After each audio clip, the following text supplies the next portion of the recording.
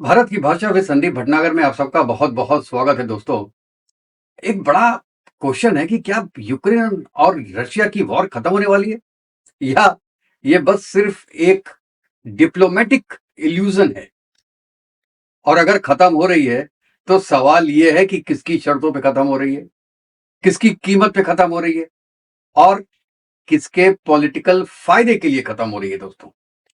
क्योंकि अब आप जानते हैं कि फरवरी 2022 से चल रही इस वॉर में सिर्फ सिटीज नहीं चला है, इसने global power balance, energy markets, NATO की क्रेडिबिलिटी और अमेरिकन लीडरशिप को भी झकझोर के रख दिया है। और अब अचानक दिसंबर के आखिरी में एक 20 पॉइंट पीस प्लान सामने आता है। यह प्लान है जो कि खुद यूक्रेन के प्रेसिडेंट जेलेंस्की इसको कहते हैं ये एक ब्रेक थ्रू पॉइंट्स है। और इसके पीछे ऑब्वियसली डोनाल्ड ट्रंप का नाम जुड़ा हुआ है।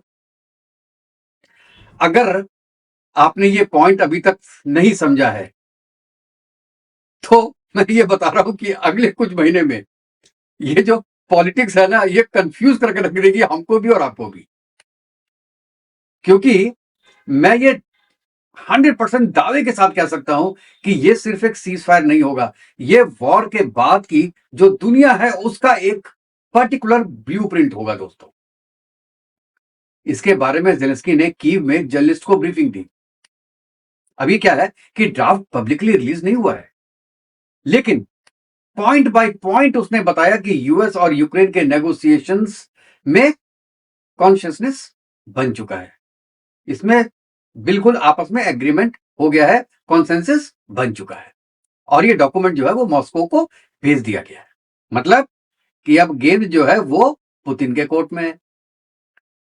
लेकिन असली सवाल यह है दोस्तों कि क्या यह प्लान पुतिन के लिए एक्सेप्टेबल होगा या ये प्लान ट्रंप के पॉलिटिकल जो नैरेटिव है उसको मद्देनजर रखते हुए डिजाइन किया गया है। सबसे पहले सॉवरेनिटी की बात। प्लान का जो पहला पॉइंट है वो कहता है कि यूक्रेन एक सॉवरेन स्टेट है, वो दुनिया जानती है और सारे सिग्नेटरीज इसे फॉर्मली रिकॉग्नाइज करेंगे। इसमें कोई बड़ी बात नहीं है, ये पहले भी कहा गया है।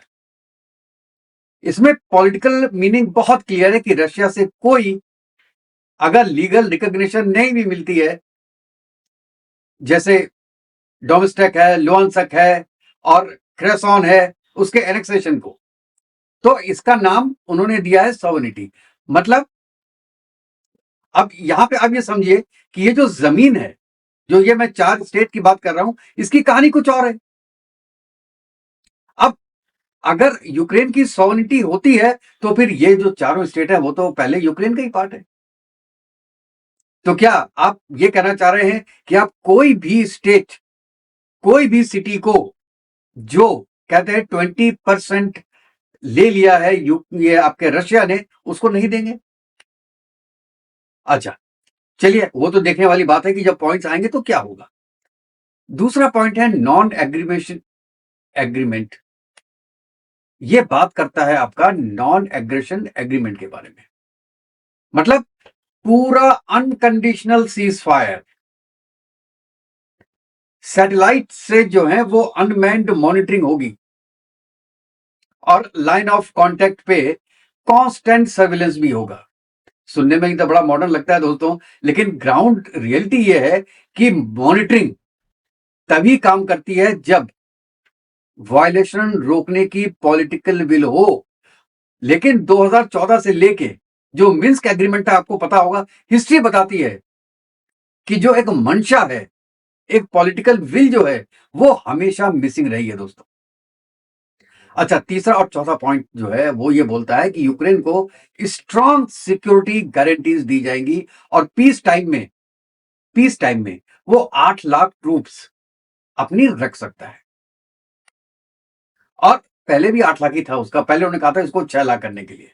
अब ध्यान दीजिए, 8 लाख की ट्रूप्स पीस टाइम में, ये यूरोप की सबसे बड़ी स्टैंडिंग आर्मी होगी। मतलब ऑफिशियली पीस, लेकिन प्रैक्टिकली परमानेंट मिलिटराइजेशन हो जाएगा गुरु वहां पर। और जो पांचवा पॉइंट है वो असली पावर रिवील करता है। यूएस, नेटो और यूरोपियन स्टेट यूक्रेन को आर्टिकल 5 की तरह गारंटीज देंगे। मतलब क्या हुआ इसका? मतलब ये हुआ कि अगर रशिया हमला करता है तो मिलिटरीली रिस्पॉन्स ऑटोमेटिक होगा और सैंक्शंस फिर से लागू हो जाएंगी रशिया के ऊपर। लेकिन दोस्तों यहां पे एक ट्विस्ट है। अगर यूक्रेन बिना प्रोवोकेशन के रशिया पे फायरिंग करता है तो ये सारी गारंटीज नल एंड वॉइड हो जाएगी। अब ये कौन डिसाइड करेगा? ये सैम बहादुर डिसाइड करेंगे। ये क्लॉज सिर्फ रशिया के लिए रीएश्योरेंस नहीं है, ये यूक्रेन पर भी एक एक क्या कहते हैं उसको, चंगुल बना के रखता है, एक पावर बना के रखता है यूक्रेन के ऊपर कि आप कोई गलत काम ना करें, आप अनलीश ना हो जाएं, आप अनलीश ना हो जाए। इसको कहते हैं ट्रंप की स्टाइल की डील मेकिंग, कि दोनों तरफ प्रेशर, लेकिन कंट्रोल ट्रंप के हाथ में या वॉशिंगटन के हाथ में होगा। छठा पॉइंट क्या है? छठा पॉइंट है रशिया और यूरोप को यूक्रेन के खिलाफ नॉन एग्रेशन पॉलिसी अपने लॉज में डालनी होगी, दोनों। अब सोचिए, पुतिन जिसने कॉन्स्टिट्यूशन अमेंड करके क्रीमिया को एनेक्सेशन को जस्टिफाई कर लिया, वो अपने लॉज में क्या नॉन एग्रेशन लिखेगा? ये एक, आप कह सकते हैं कि ये स्केपिटिज्म है कि वो लिखेगा या नहीं लिखेगा, ये देखने वाली बात है। और सातवां पॉइंट, यूक्रेन यू का मेंबर बनेगा डिफाइंड टाइम पीरियड में। शॉर्ट टर्म प्रिविलेजेस जो होंगे वो यूरोपियन के मार्केट को एसेस कर दिए जाएंगे। और देखिए, ये जितना भी है इसमें पहले भी रशिया को कोई आपत्ति नहीं थी। यूक्रेन यू का मेंबर बने, बिस्मिल्लाह, बन जाए, कोई प्रॉब्लम नहीं है। लेकिन अब क्या है कि उन्होंने आर्टिकल 5 की तरह का कर दिया और नेटो को और यूरोप को मिला दिया। यहां प्रॉब्लम होगी रशिया को। पहले प्रॉब्लम नहीं थी, अब क्या है, ये रशिया के लिए एक रेड फ्लैग है। ईयू की मेंबरशिप अगर अब इस हालत में होती है आर्टिकल 5 के बाद, मतलब कि नेटो की शैडो आ जाएगी। भले ही इसमें नेटो की मेंबरशिप ऑफिशियली ना हो, लेकिन फिर भी एक डर लगा रहेगा कि यार ये तीनों फौजें मिलकर हमारे अगेंस्ट में एक्शन ना ले लें अब। और अगर कुछ ऐसा हुआ तो दोस्तों ऐसा ही होने वाला है। जो पहले का 28 पॉइंट्स का प्रोग्राम था वो पूरी तरह टिल्टेड था रशिया की तरफ, और ये जो 20 प्रोग्राम्स है ये टिल्टेड है यूक्रेन की तरफ। अब इसमें सैम बहादुर क्या करना चाहते हैं पता नहीं। एक प्रोग्राम बिल्कुल यूएसएसआर की तरफ, सॉरी, रशिया की तरफ कर देते हैं और दूसरा यूक्रेन की तरफ टिल्ट कर देते हैं। अब आठवां और नौवां पॉइंट असल में वॉर से ज्यादा बिजनेस डील है। जैसे यूक्रेन के लिए development fund, technology, data centres, artificial intelligence. अच्छा, यूएस कंपनीज का गैस इंफ्रास्ट्रक्चर में इन्वेस्ट करेगी, पाइपलाइंस में, स्टोरेज में, एक्सट्रैक्शन ऑफ मिनरल्स में, इन सब में इन्वेस्ट करेगी यूएस की कंपनीज। ओ भाई, मुझे कोई ये बताए कि यूएस की कंपनीज ही क्यों करेंगी, बाकी कंपनीज भी तो है। लेकिन नहीं, यहां पे स्पेशली यूएस की कंपनीज बोला गया। 200 बिलियन का कैपिटल और ग्रांट फंड मिल जाएगा वर्ल्ड बैंक की तरफ से। और जो ग्लोबल फाइनेंशियल लीडर होंगे, ये कौन होंगे? वॉशिंगटन। ये होगा प्रॉस्पेरिटी का एडमिनिस्ट्रेटर। मतलब कि यूक्रेन जो है वो पोस्ट वॉर एक प्ले ग्राउंड बनने जा रहा है अमेरिकन कैपिटल के लिए, यूरोप के रिकंस्ट्रक्शन कॉन्ट्रैक्ट्स के लिए, यूएस के रिकंस्ट्रक्शन कॉन्ट्रैक्ट के लिए। पॉलिटिकल मीनिंग इसका बिल्कुल साफ है कि वार खत्म हो या ना हो, इकोनॉमिक कंट्रोल अब वेस्ट के पास आ जाएगा यूक्रेन का। 10वां पॉइंट, यूएस और Ukraine free trade agreement fast track पे होगा। चलिए, अच्छा है। 11th, Ukraine confirms non nuclear status under NPT. मतलब यूक्रेन अपने पास न्यूक्लियर हथियार नहीं रखेगा और एनपीटी पे साइन करेगा। आयरनी देखिए कि 1994 में जो बुदापेस्ट मेमोरेंडम था उसके तहत यूक्रेन ने न्यूक्लियर वेपन्स जितने थे सब छोड़ दिए थे और सिक्योरिटी गारंटीज उनको मिली थी जो आज तक उसे कभी काम आई नहीं। अब भैया फिर वही प्रॉमिस, नए वर्ड्स है, नए सिग्नेचर है, बात वही है, सेम बात है। अच्छा, 12वां पॉइंट ये बड़ा एक्सप्लोसिव पॉइंट है। ये है जो एक न्यूक्लियर प्लांट जो है उसका नाम है ज़ैपोरिज़िया। ये जॉइंट ऑपरेशन होगा यूक्रेन, यूएस और रशिया का। भैया यूएस क्यों आ जाता है बीच में बार बार? इसका जॉइंट ऑपरेशन करेगा यूक्रेन और रशिया, और बीच में कौन रहेगा? यूएस। तीनों देशों का जॉइंट कंट्रोल रहेगा। और ये कब रहेगा? एक एक्टिव वॉर जोन के वक्त में। टेक्निकली तो ये चीज ठीक है, लेकिन अगर आप पॉलिटिकली इस बात को देखेंगे तो ये is a very dangerous thing. Why US is there all the time for everything. अच्छा, 13वां पॉइंट इसका है एजुकेशन और टॉलरेंस की बात करता है कि आपका रिलीजियस टॉलरेंस है, माइनॉरिटी लैंग्वेज प्रोटेक्शन है। ये बड़ी प्रॉब्लम चलती है वहां पे। कुछ लोग रशियन बोलते हैं, कुछ लोग वहां पे दूसरी लैंग्वेज बोलते हैं, तो उनमें बड़ी प्रॉब्लम चलती है। तो ये एक तरीके का उन्होंने माइनॉरिटी लैंग्वेज का प्रोटेक्शन दिया हुआ है, ये एक सिंबॉलिक है। लेकिन ये किसी तरीके से भी जो कॉन्फ्लिक्ट है उसके बीच में नहीं आता, उसको रिजॉल्व नहीं करता ये। अब आते हैं सबसे सेंसिटिव हिस्से पे, ये है पॉइंट 40। डोंस्टेक, लॉन्स, ज़पोरिज़िया और खेरसॉन में करंट ट्रूप डिप्लॉयमेंट लाइन को डिफेक्टो लाइन ऑफ कॉन्टैक्ट माना जाएगा। ध्यान रहिए, डिफेक्टो, नॉट डिज्यूर। मतलब लीगली यूक्रेन सब क्लेम करता है, लेकिन प्रैक्टिकली जमीन वही रहेगी जहां आज है। ये देखिए, बहुत इंपॉर्टेंट पॉइंट है। वर्किंग ग्रुप फ्यूचर रीडिप्लॉयमेंट तय करेगा, इंटरनेशनल फोर्सेस डिप्लॉय होंगी, स्पेशल इकोनॉमिक जोन्स बनेंगे और पार्लियामेंट और रेफरेंडम में होगा, ब्ला ब्ला ब्ला ब्ला। लेकिन कंडीशन यह है कि रशिया को और 4 जगह से, जिसमें डिम्पसिक, माइकोलिव, समी और खरीफ, इनसे अपनी ट्रूप्स को हटाना होगा। यानी रशिया को कुछ पीछे हटना होगा, लेकिन जो उसके ऑलरेडी कब्जे में है उस पर इमीडिएट रोल बैक नहीं होगा। ये देखिए, ये कोई कंप्रोमाइज नहीं है, ये एक तरीके से रेसिपी है कि आप अभी कॉन्फ्लिक्ट को खत्म करो यार, बाद में देखते हैं। बाद में कौन देखेगा? सैम बहादुर देखेगा। चलिए ये भी देखते हैं आगे क्या होता है, जब पॉइंट्स आएंगे तो पता चलेगा। अच्छा, 15 पॉइंट इसका क्या है?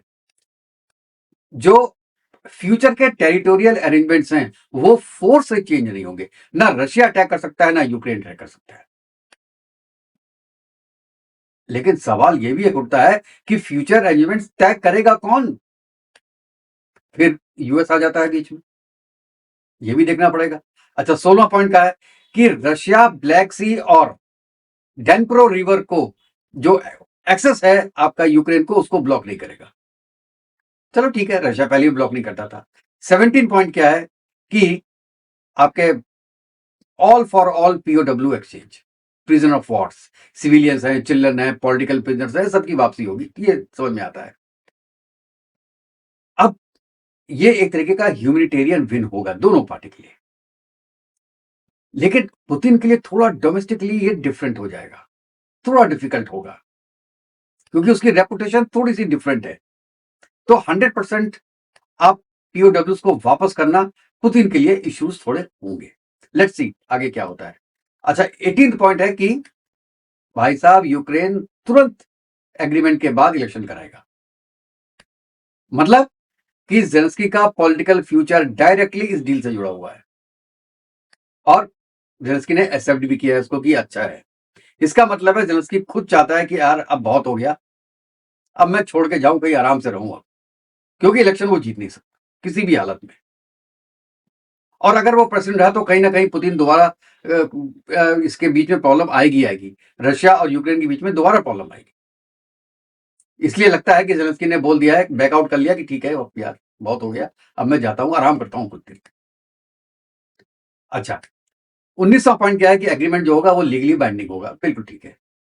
और जो ये पीस काउंसिल है उसको चेयर कौन करेगा? फिर सैम बहादुर, प्रेसिडेंट ट्रंप। मतलब आप ये देखिए कि ये जो लाइन है ये पूरी तरह शिफ्ट बदलती है। ये इसमें जो प्रेसिडेंट होगा वो ना ट्रंप होंगे, ये यूएन सिक्योरिटी जनरल काउंसिल नहीं होगी, इसके जो गारंटर होगा वो ट्रंप होगा। मतलब यूरोपियन पीस का जो गारंटर है वो ट्रंप होंगे। इसलिए मैं कहता हूं कि ये सिर्फ एक पीस प्लान नहीं है, ये ट्रंप का ग्लोबल कमबैक नैरेटिव है। और ये बात भी सही है भाई, जब इतना काम करा रहा है तो उसको कुछ ना कुछ तो मिलना ही चाहिए। और 20वां पॉइंट ये है कि ऑल पार्टीज एग्री करते ही इमीडिएट फुल सीज फायर हो जाएगा। अब हम आपको बताते हैं क्रेमलिन का क्या रिस्पॉन्स है, रशिया का क्या रिस्पॉन्स आया है। रॉयटर्स के मुताबिक पुतिन को ब्रीफ किया गया है और रशिया अपनी पोजीशन इसमें फॉर्मुलेट करेगा। ऑफिशियली वो बताएगा कि ये हां है या ना है। और यही सबसे बड़ा सस्पेंस है आज का, क्योंकि पुतिन के लिए ये प्लान क्या है, सिक्योरिटीज गारंटीज या है या एक स्ट्रेटेजिक ट्रैप है उसके लिए। ट्रंप के लिए क्या है, ये पीस इनिशिएटिव है या एक इलेक्शन का वेपन है, जो कि अब आने वाला है उसके। 1 साल हो गया, 1 साल बाद इलेक्शन है उसका, मिड टर्म जिसे कहते हैं। और यूक्रेन के लिए ये एक सर्वाइवल है या सॉवरेनिटी डाइल्यूशन है। ये सब चीजें हैं उसी में। मेरा अपना जजमेंट ये है कि ये वॉर अभी इमीडिएटली खत्म होने वाली नहीं है, लेकिन बैटलफील्ड से बोर्ड रूम में शिफ्ट होना जरूरी है इसका। अगर ट्रंप उसके बाद भी पावर में आता है,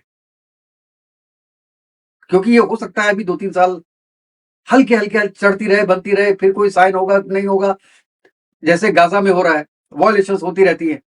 तो अगर ट्रंप इसके बाद भी आता है तब इसमें कोई इशू है नहीं ऐसे, और ये फाइनल हो जाएगा। नहीं तो भाई साहब ये प्लान जो है वो आर्कीव में चला जाएगा। और इसमें यूरोप को, आपको देखिए, ये समझिए, कोशिश कीजिए, इस समय यूरोप पूरा यूएस की शैडो में आ गया है। यूरोप को बाहर निकलना पड़ेगा, अपना इंडिपेंडेंट उनको एक आर्किटेक्चर बनाना होगा।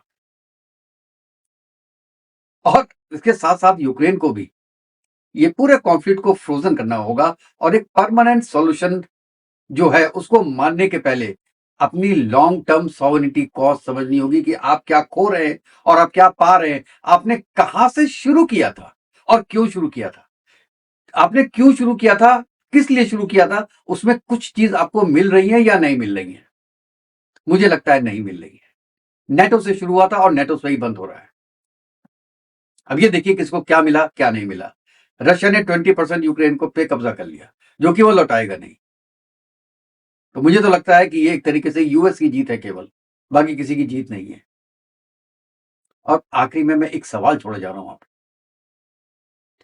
कि अगर ये पीस ट्रंप के सिग्नेचर से आती है तो क्या ये पीस होगी या अगले वॉर की एक एक्सटेंडेड पॉज है कि हां अभी पॉज लगा है, ये फिर शुरू होगी किसी ना किसी मोड़ पे, किसी ना किसी जगह पे, किसी ना किसी बहाने से।